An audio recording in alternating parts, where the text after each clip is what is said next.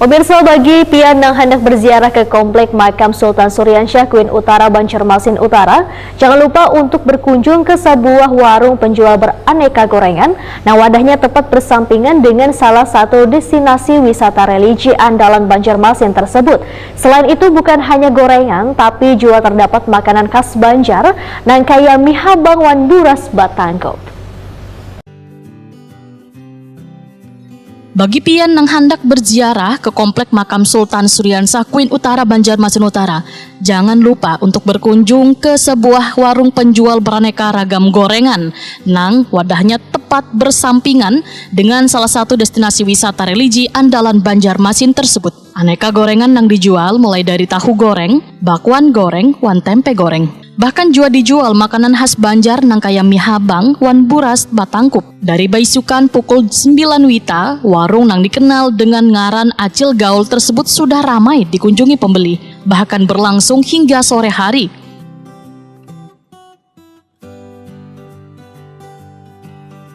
Penjual gorengan Acil Endang, Wetakoni Prima TV, jelang tengah hari Rabu 23 Agustus 2023 memadahkan, dalam sehari penjualan berbagai aneka gorengan bisa mencapai 1.000 lebih. Ditambah pembeli yang berkunjung kada hanya dari warga sekitar.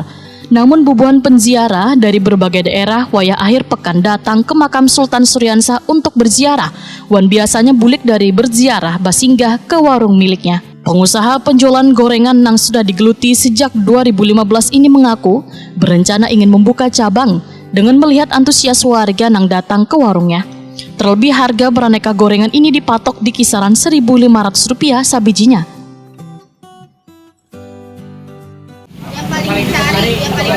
Di paling ketujui orang nih ke sini apa biasanya, Cil? Semuanya. Semuanya celah. Semuanya suka. Ini gorengan apa aja penjual nih? Tempe, tahu, bakwan sama gumili. Nah, ya, selain itu ada juga nggak penjual yang lain apalagi selain itu? Mie merah, sama nasi kuning, sama wadai-wadai basah. Enggak. Semenjak kapan nih pian membuka peluang usaha ini nih, Cil? Sejak tahun berapa tadi, Bang? 2015. Nah, hingga saat ini nih kayak apa pelanggan pian nih, dari mana aja sudah nih, Cil?